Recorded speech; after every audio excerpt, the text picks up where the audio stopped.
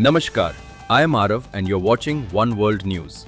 Today, we bring you two major political developments that have sparked widespread discussion across social media and political circles. One story highlights a government welfare initiative completing 6 years, while the other focuses on a fresh political controversy in West Bengal following the recent election results. Let's begin. SVANidhi scheme completes 6 years. Over 7.55 million vendors benefited. The SVANidhi scheme, launched in June 2020 during the COVID-19 pandemic, has completed 6 years of operation and has emerged as one of India's largest financial inclusion programs for street vendors. According to official figures, more than 7.55 million vendors have benefited from the scheme. It provides collateral-free loans of up to 50,000 rupees in stages, along with interest subsidies, cashback incentives for digital payments, and access to social security benefits. Reports indicate that over 1.05 crore loans worth approximately 17,800 crore rupees have been sanctioned so far. Notably, around 95% of beneficiaries received their first ever formal bank loan through this initiative. The government has highlighted the scheme as a major success story in empowering small entrepreneurs, women, and marginalized communities. Studies also suggest that many beneficiaries have experienced an increase in income after joining the program. However, some experts point out that challenges still remain. Awareness gaps, documentation requirements, and accessibility issues continue to affect a section of potential beneficiaries. They argue that while the scheme has delivered results, its reach can be further expanded.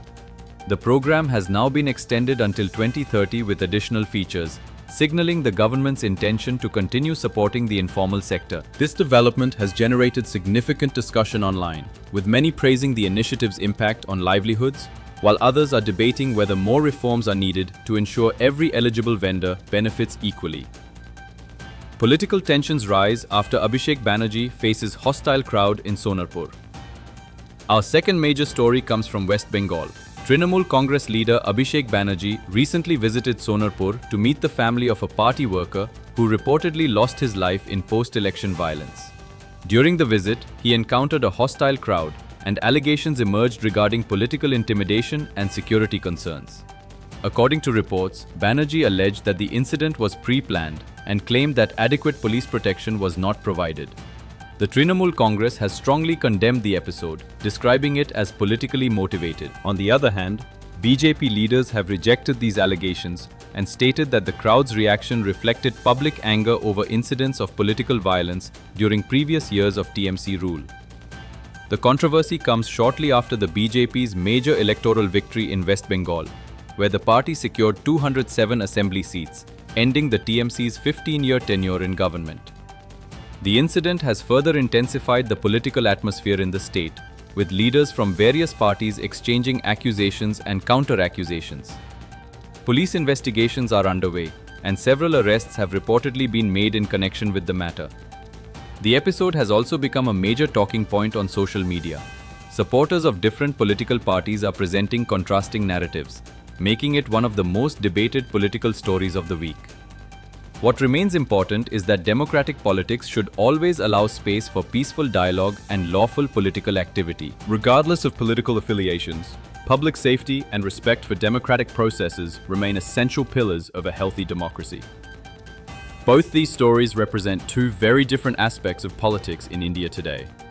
On one side, welfare initiatives and economic empowerment programs continue to shape public policy discussions. On the other, political competition remains intense, especially in states witnessing major electoral shifts. As citizens, it is important to evaluate developments based on facts, verified information, and constructive debate, rather than emotional reactions or partisan narratives. The conversations happening on social media reflect the diversity of opinions in a democracy, but they also remind us of the importance of responsible dialogue and mutual respect. That's all for today's political news update. Keep watching One World News for accurate, balanced, and comprehensive coverage of the stories that matter most. I am Aarav. Namaskar. Stay informed, stay aware, and have a wonderful day ahead.